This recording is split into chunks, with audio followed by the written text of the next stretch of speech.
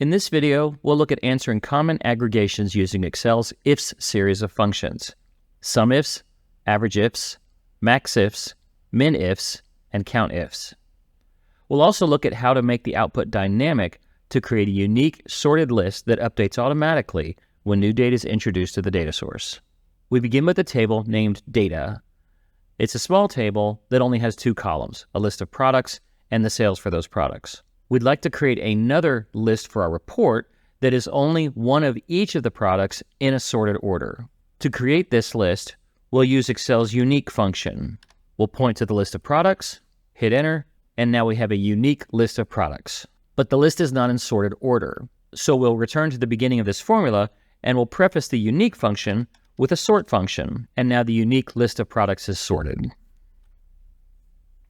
Our first aggregation will be to sum up the sales for each of the unique listed products. For this, we'll use Excel's SUMIFS function. All of the ifs series functions have a similar structure.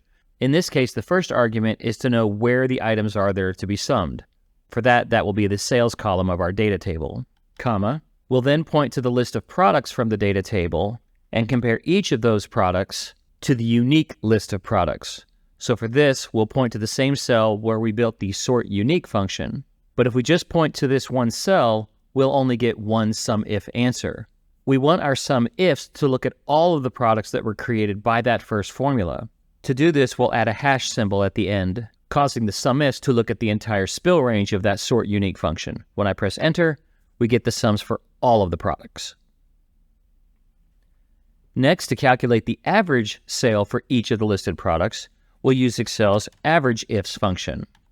Like the sum, the first argument is where are the values to be averaged. The second argument is the criteria range, that's the products from the original table. And then we're going to compare each of those products to the products derived from the unique sorted list, followed up with a hash so we can reference the entire spill range, hit enter, and we have the averages for each of the products.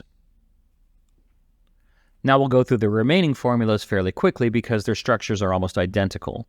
To find the largest sale for each of the products, we'll use Excel's maxifs function. Maxifs looks at all the sales, comma, matching each of the listed products, comma, with each product in the unique sorted list. Hash to reference the spill range, enter. We now know the largest sale for each of those products. To find the smallest sale for each of the products, it will be Excel's minifs function. We point to the sales to find the lowest value, comma, and then taking each of the products, comma, and comparing them to the unique sorted list of products. Reference the spill range, hit enter, and now we know the lowest sale for each of the products. To get the number of sales for each product, we'll use Excel's countifs function.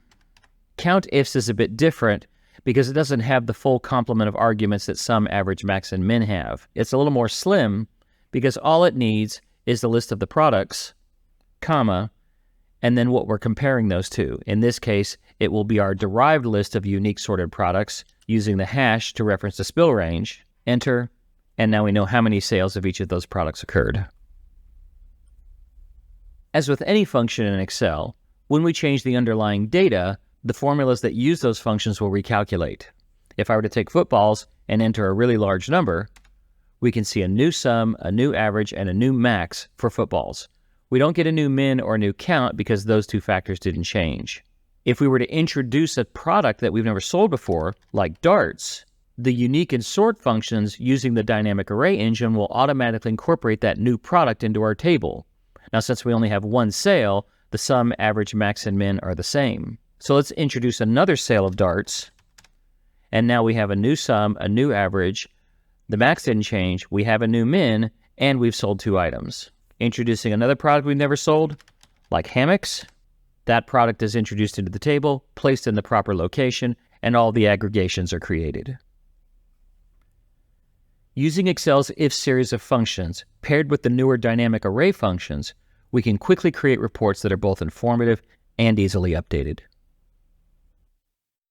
Thanks for watching, and remember, at BCTI, the learning never stops.